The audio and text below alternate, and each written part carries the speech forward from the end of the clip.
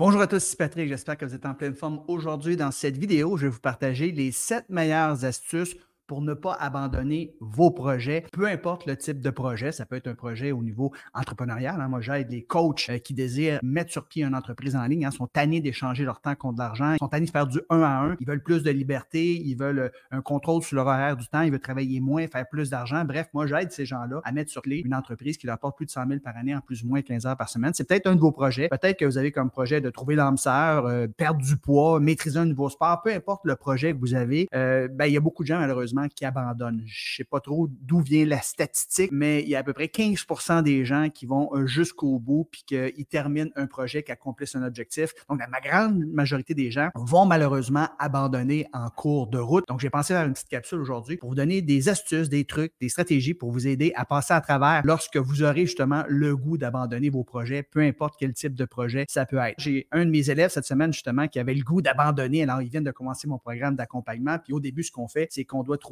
notre phrase de positionnement. On doit identifier précisément c'est qui notre avatar, c'est quoi le problème qu'on règle et c'est quoi le résultat souhaité par notre avatar. Et souvent, ça prend entre 3 semaines, un mois, des fois 1 mois et demi de travail intensif pour avoir une bonne phrase de positionnement qui se trouve être l'assise, la base sur laquelle on va bâtir notre business en ligne. Et lui, ça fait à peu près 2 semaines qu'il a commencé. Puis il dit, Patrick, j'ai le goût de tout abandonner, je vais t'avouer, je suis découragé. Il a publié des trucs, je lui donnais du feedback, puis il y avait encore beaucoup de travail de recherche à faire, évidemment. Il dit, moi, je suis un ancien cycliste, puis pour utiliser une analogie, là, j'ai l'impression d'être dans une côte à pic comme ça, le vent d'en face, puis il fait froid sur mon vélo, j'ai juste le goût d'abandonner. As-tu des conseils pour moi? Premièrement, j'ai dit, c'est tout à fait normal.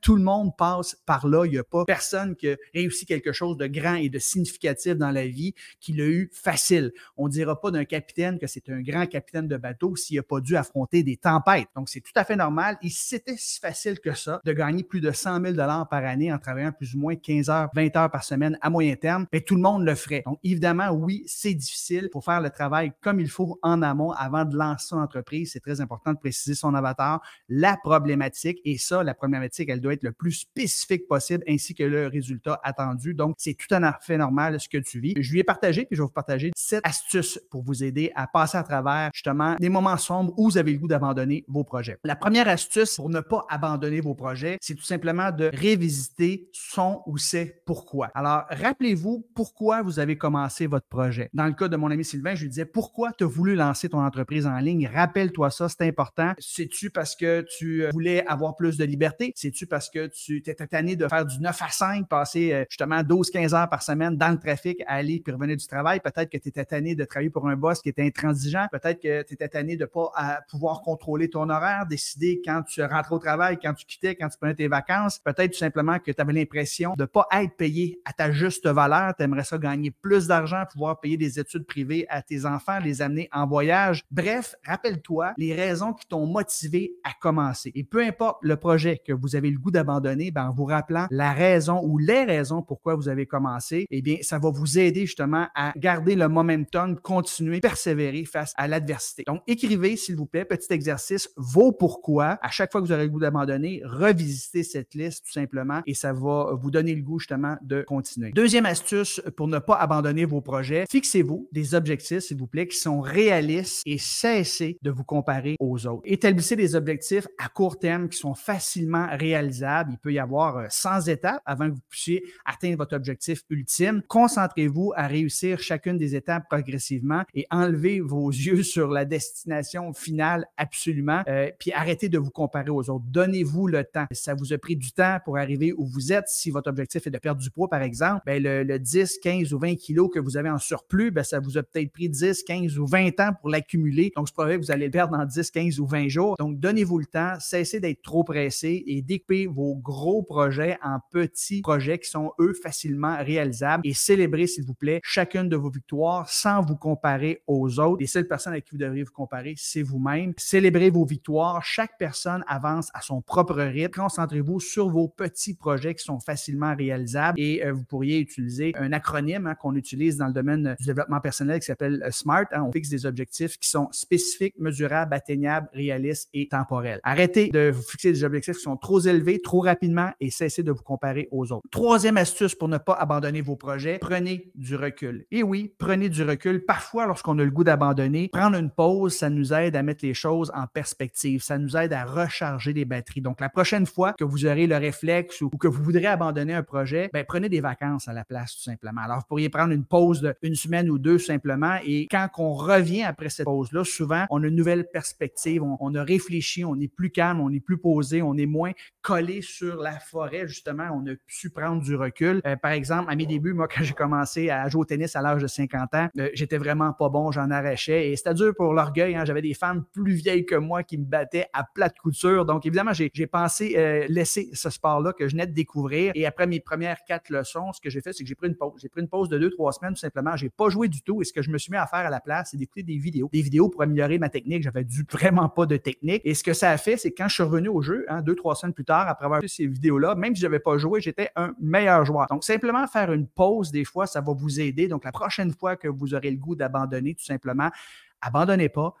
Faites une pause de 2-3 semaines et vous pourrez prendre votre décision par la suite, mais probablement que vous aurez fait le plein d'énergie et vous allez pouvoir poursuivre, vous allez être plus fort mentalement, vous allez être plus fort physiquement. Maintenant, quatrième astuce pour ne pas abandonner vos projets, peu importe quel type de projet, c'est de visualiser votre succès plutôt que de boum, boum, boum, vous taper sur la tête. Beaucoup de gens qui font ça, ils ont le goût d'abandonner. Pourquoi ils ont le goût d'abandonner? Parce qu'ils pensent constamment à leurs échecs, comment ça n'a pas bien fonctionné. C'est normal que vous ayez des échecs. Les échecs, là, c'est les barreaux de l'échelle qui s'appelle succès. Pour arriver au top, vous devez vivre des échecs. Donc, si vous pensez toujours à vos échecs, vous aurez beaucoup de difficultés, vous aurez le goût d'abandonner. À la place, utilisez ce qu'on appelle la visualisation créative pour visualiser le succès futur. Ça va drôlement renforcer votre motivation. Vous connaissez la loi d'attraction qui dit qu'on attire à nous nos pensées, nos émotions dominantes. Donc, si vous pensez constamment à ce qui va mal, ben, vous risquez de l'attirer, alors que si vous pensez constamment à ce que vous voulez, puis vous visualisez le succès, ben, c'est ce que vous allez attirer. Rappelez-vous la dernière fois que vous vouliez changer de voiture, ben, une fois que vous avez choisi quel type de voiture vous vouliez acheter, ben, vous êtes mis à voir ces voitures-là sur tous les coins de rue, alors qu'il y en avait autant de voitures. Mais là, vous les voyez toutes parce que vous avez un objectif. On attire à nous nos pensées, nos émotions dominantes. Ça marche au niveau positif et ça marche au niveau négatif. D'ailleurs, c'est ce qui fait souvent la différence entre les athlètes olympiques qui réussissent à monter sur le podium versus les autres. Ça se passe souvent au niveau du mental, au niveau de la visualisation. Un athlète olympique, ce que ces gens-là vont faire, c'est qu'ils vont visualiser justement recevoir une médaille, d'être sur le podium, d'entendre l'hymne national, de voir le drapeau hissé, de faire des accolades justement avec leurs proches, de voir les commanditaires les approcher pour leur donner des montants d'argent pour qu'ils parlent de leurs produits ou de leurs services, peu importe. Ces gens-là visualisent le succès plutôt que de se concentrer sur les échecs, les choses qui n'ont pas bien fait. Parce que le nouveau talent, c'est souvent très, très égal. C'est au niveau psychologique qui fait la différence. Donc, petit exercice, prenez quelques minutes chaque jour pour visualiser votre succès futur plutôt que de vous taper constamment sur la tête. Ça va vous aider à persévérer. Maintenant, cinquième astuce qui va vous aider à ne pas abandonner vos projets, apprenez tout simplement de vos échecs. Oh, et apprenez des leçons de votre échec plutôt que d'abandonner lorsque ça ne va pas. Ben, considérez vos échecs comme des opportunités d'apprentissage. Dans le fond, ce que vous avez fait, c'est que vous avez pris de l'expérience. Vous avez pris de l'expérience, ça va vous rapprocher de votre réussite et tous les gens qui ont du succès ont beaucoup d'expérience. Ma fille Jade, par exemple, 16 ans, emploi d'été comme boss girl dans un restaurant, elle n'est pas super bien traitée là, par les autres serveurs. Des fois, là, sont un peu rough avec elle. Elle est sensible un petit peu et combien de fois qu'elle est venue me voir, elle dit, je suis plus capable, je ne vais plus travailler là, j'ai le goût d'abandonner, je veux lâcher tout ça dans le milieu de l'été comme ça, c'est sa 3e été pourtant. Et j'ai fait comprendre qu'elle apprenait des choses. Elle apprenait des choses, elle prenait de l'expérience. Elle savait désormais ce qu'elle aimait et elle savait plus maintenant ce qu'elle aimait pas. C'était pour l'aider dans son choix de carrière futur. Il fallait qu'elle persévère, il fallà qu'elle finisse son été. Elle ne pouvait pas abandonner son patron comme ça et elle a décidé finalement de continuer de finir son été. Effectivement, elle va rester dans son emploi jusqu'à la rentrée des classes. Probablement que c'est sa dernière été, mais elle aura appris de tout ça. Donc, notez tout ce que vous avez appris par rapport à vos échecs et ça va vous aider à identifier ce que vous aimez, ce que vous n'aimez pas, comment vous pourriez vous améliorer ou comment vous pourriez faire différent la prochaine fois. Donc, apprendre de ces échecs, très important. Tous les gens qui ont réussi quelque chose de grand et d'édificatif ont dû faire face à des échecs. 6e et avant-dernière astuce qui va vous aider à ne pas abandonner dans vos projets, c'est de chercher du soutien de la part de mentors ou de la part de coach. Et oui, trouver des mentors, souvent, c'est gratuit. Donc, c'est des gens qu'on connaît personnellement, à qui on a déjà développé une relation. C'est très rare. Si vous en avez dans votre famille, dans votre entourage, bien, tant mieux. C'est des gens souvent qui sont à la retraite, qui sont financièrement indépendants, puis qui ont beaucoup de temps, puis qui veulent redonner, mais ils ne donneront pas à n'importe qui. Il faut souvent avoir donné de nous-mêmes, de notre personne. Il faut avoir démontré notre valeur. Ces gens-là acceptent de nous mentorer gratuitement. Sinon, vous pouvez tout simplement embaucher des coachs, quelqu'un que vous allez payer, va vous aider à atteindre votre objectif. Et ces gens-là, les mentors, des coachs, sont là pour vous encourager, vous soutenir, vous supporter et vous donner la bonne direction. C'est comme si vous donnez une map et vous disiez voici les étapes pour y arriver. Ça va vous aider si vous avez le goût d'abandonner. Allez chercher de l'aide. Soyez vulnérables. Tous les gens qui ont du succès, d'ailleurs, tous les gens qui remportent une médaille d'or aux Olympiques vont vous le dire. Si j'ai pu réussir, oui, j'ai travaillé fort, mais c'est surtout le fait que j'ai été assis sur les épaules d'un géant. Jamais je n'aurais pu réussir sans l'aide de XX personnes. Et c'est des coachs, c'est des gens qui les ont aidés. Moi, quand je suis voulu devenir conférencier à mes tout débuts, j'avais 25 ans à l'époque, c'était mon rêve. Zig Ziglar, Les Brown, Anthony Robbins, je dis c'est ce que je veux faire dans la vie, mais j'étais jeune, j'avais 25 ans et quand j'arrivais à faire mes premières conférences, formations, les gens me recevaient avec les bras croisés, ça riait pas, j'étais gêné, je retournais chez nous, je dis qu'est-ce que je fais là, je devrais écouter ce que tout le monde me dit, trouve-toi un job comme tout le monde, ça n'a pas de bon sens, t'es ben trop jeune pour être conférencier. J'ai eu le goût d'abandonner à bien des occasions et par la chance, je me suis entouré. Alors, j'ai découvert NSA, National Speaker Association, CAPS, Canadian Association of Professional Speakers, et là, j'ai joint ces associations-là, j'ai rencontré des mentors, des coachs exceptionnels, je me suis beaucoup donné de moi-même. Évidemment, il faut que tu mettes des efforts, mais si tu apprends de quelqu'un, tu fais ce qu'ils disent, ils l'ont fait avant toi, tu vas avoir du succès. Et en 2015, j'ai été intronisé au Temple de la renommée des conférenciers professionnels du Canada. Il y en a un par année, très, très fier. Deuxième Québécois après Jean-Marc Chaput.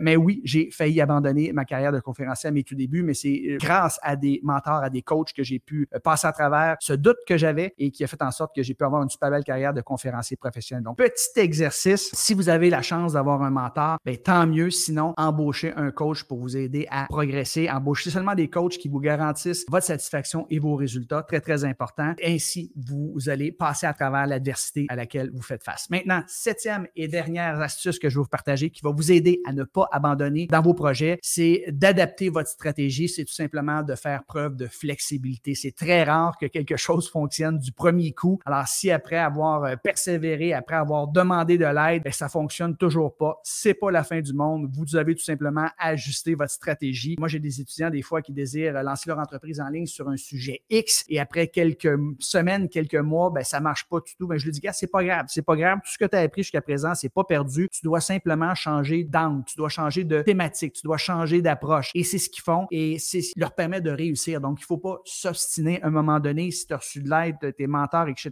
de travailler sur quelque chose, ça fonctionne pas sur la fin du monde. Il faut juste que tu fasses preuve de flexibilité, tout simplement. J'ai un élève, par exemple, qui voulait aider, c'est son idée originale, elle voulait aider les femmes à augmenter leur estime de soi. Donc, évidemment, c'est beaucoup trop général, surtout quand tu n'as pas de liste, tu n'as pas de contact, tu n'as pas de communauté. Évidemment, son projet ne décollait pas et après quelques semaines, elle s'est ajustée. Et maintenant, à l'aide les gens qui travaillent dans la fonction publique et qui sentent un sentiment de vide à l'intérieur, à trouver un emploi plus valorisant. Alors, voyez-vous, son idée de départ n'était pas mauvaise, mais ça décollait pas et aujourd'hui, elle s'est ajustée et elle va avoir un succès énorme, j'en suis persuadé, parce qu'il y a tellement de gens dans la fonction publique, malheureusement, qui ne s'accomplissent pas dans leur travail. Donc, elle a une super niche, une super thématique. Elle est beaucoup plus précise que générale. Petit exercice, faites le point régulièrement sur vos méthodes, sur vos résultats et plutôt que d'abandonner, faites preuve de flexibilité. J'espère que vous avez apprécié ces quelques idées. Je vous ai partagé 7 astuces pour vous aider à ne pas abandonner. Donc, c'est normal que de vivre cette émotion-là. Vous ne voulez pas faire partie du 85% des gens à peu près qui n'accomplissent pas leur objectif et qui abandonnent. Vous êtes un champion, vous êtes né pour avoir du succès. Donc, vous devez faire preuve d'abnégation, vous devez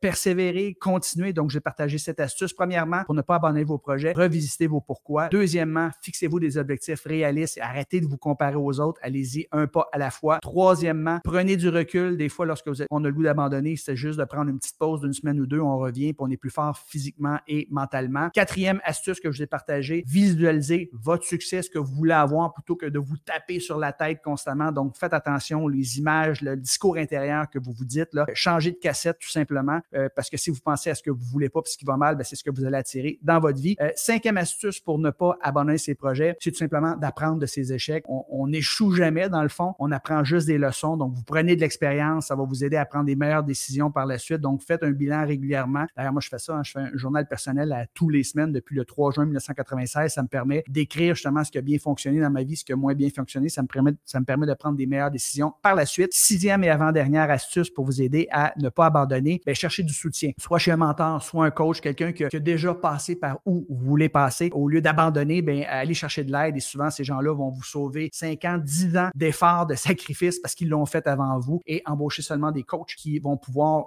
vous donner une garantie de satisfaction et de résultats. C'est ce que j'offre d'ailleurs à mes clients. Et finalement, septième et dernière idée, astuce pour vous aider à ne pas abandonner vos projets, c'est d'adopter votre stratégie tout simplement, d'être flexible. C'est rare que ça fonctionne du premier coup. Pour faire preuve de flexibilité et des fois juste un petit degré à gauche ou un degré à droite va nous emmener à une destination qui est complètement différente dans quelques années. Donc, soyez flexible, soyez pas borné et comme mon élève là, qui a réussi à changer de thématique après quelques mois et qui là va avoir un succès énorme, j'en suis certain. Donc, faites le point sur vos méthodes, vos résultats et faites preuve de flexibilité. J'espère que vous avez apprécié cette petite capsule. Ça va vous aider à persévérer face à l'adversité, que vous vouliez changer d'emploi, lancer votre entreprise, perdre du poids, trouver l'âme sœur, maîtriser un nouveau sport, un nouveau loisir. Ça ne sera pas facile au début. Persévérez les amis. Pensez à vos pourquoi. La première stratégie, c'est probablement la meilleure aujourd'hui. Si vous vous rappelez vos pourquoi, vous allez passer à travers les moments les plus difficiles. Donc, j'ai mis un lien juste en bas ici. J'ai créé une masterclass pour ceux et celles qui aimeraient ça, lancer leur entreprise, apprendre comment gagner plus de 100 000 $ par année en partageant son expertise en format coaching de groupe et ainsi travailler 15-20 heures par semaine environ. Si vous voulez avoir une belle qualité de vie, un bel impact, beaucoup de liberté, choisir votre horaire, faire de l'argent, bien, cliquez sur le lien en bas, écoutez la masterclass, quarantaine de minutes et par la suite, vous pourrez prendre un appel avec moi gratuitement si vous voulez. Ou si vous êtes prêt à lancer votre entreprise en ligne et vous aimeriez avoir une consultation d'affaires gratuite, j'ai également mis un lien juste en bas ici. Cliquez dessus, prenez un appel avec moi, c'est gratuit, donc vous allez choisir la date et l'heure qui vous convient. On va jaser pendant 45 minutes. Évidemment, vous avez quelques questions à compléter avant notre appel pour voir si je peux vraiment vous aider. Et si jamais j'estime qu'on est un bon fit pour travailler ensemble et avec votre permission seulement, bien, à la fin de notre appel, après vous avoir partagé un plan d'action en 3 étapes pour vous aider à développer votre business en ligne, bien, je pourrais vous dire comment je pourrais vous accompagner. Donc, cliquez sur le lien en bas ici pour écouter ma masterclass ou prendre un appel avec moi. Sur ce, je vous souhaite une belle fin de journée. Bye la gang. Ciao.